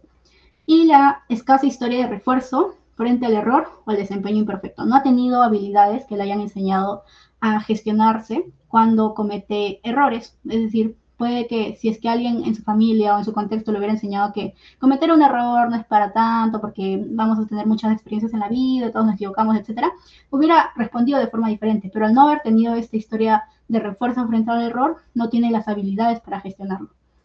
Y por último, la conducta gobernada por reglas. Ahí vimos varias, pero aquí puse algunas, ¿no? Si lo mando y está mal, entonces van a pensar que soy poco profesional. Pueden ver de que hace una contingencia, ¿no? Si hago esto, entonces va a ocurrir esto. Puede que no le haya ocurrido en el pasado, o puede que sí en este caso, pero aún así, no, este pensamiento no determina la realidad. Puede que lo mande y no piensen nada, porque a lo mejor están acostumbrados a que lo manden mal. Entonces, esta sería una conducta gobernada por reglas. Y la otra sería, las cosas se hacen bien o no se hacen. ¿Sí? Esto relacionado a lo que le decía a su madre, que podría ser más explicado como que si hago las cosas bien, si no hago las cosas bien, entonces me van a llamar la atención o etcétera, ¿no? Relacionado a su historia de aprendizaje con su mamá a lo mejor. Ok, ya sería todo por ahora, chicos. Espero que les haya agradado la sesión.